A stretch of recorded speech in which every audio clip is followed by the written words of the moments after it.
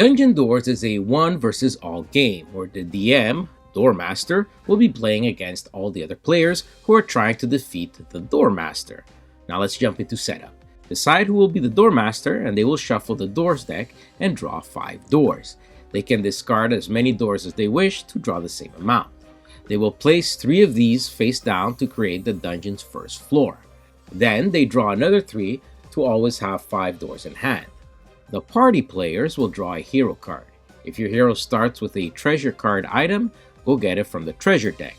Each party member will roll a d20 to see who is the party leader. And the party leader will now choose to open a door. The adventure now begins. First, let's take a look at the doors.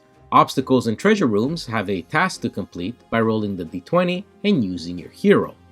The creature doors have, well, you guessed it, creatures that your party must fight. And the exit cards can make you win the game if at least one hero makes it out alive.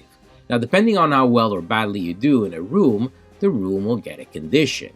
If you beat a creature, that room becomes dangerless, which means you can travel between that room and other rooms or floors with no problem. There are treacherous rooms which you have to complete every time you go in. And finally, impassable rooms, which obviously can no longer be used or entered. We must simply turn them sideways for dangerous and upside down for impassable. Now for treasure cards, there are 3 different types: armors, weapons, and items. You can't have 2 of the same type equipped on your hero. Also, your hero will be proficient with some treasure, which makes them capable of getting the bonus from that treasure, so make sure to match your hero with the right treasures. And yes, you can trade items with your party members to give them the stuff they are proficient with. Now let's take a look at combat. Each hero should have a piece of paper and pen to keep track of health and abilities. But if you go to DungeonSheet.com, you can also use that site to keep track and roll dice instead of using paper. When you enter a room with a creature, fighting starts and trading can't happen until the end of the fight. Each player, including the DM, will roll a d20 for initiative to see who goes first, then go clockwise from that player. During a fight on your turn, you will choose who to attack. You will then roll the d20 and add the number of your attack value. If the total is equal or more than the target's armor, it's a hit.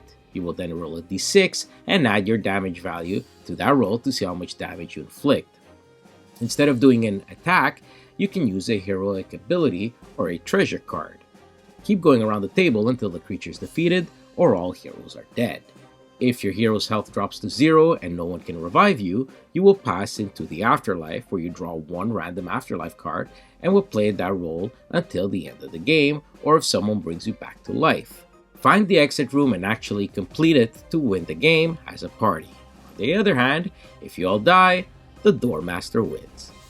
Dungeon Doors is a fun little card game with a D&D feel to it. It feels like playing a role-playing game light edition.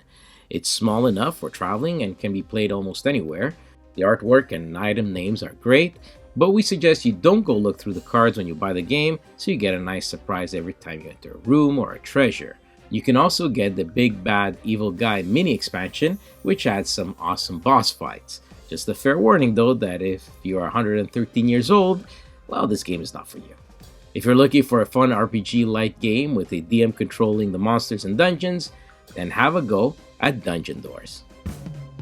Subscribe now to our channel to stay in the loop. If you like our work, help us continue by sharing the channel to your gaming group. Thanks for watching and happy gaming.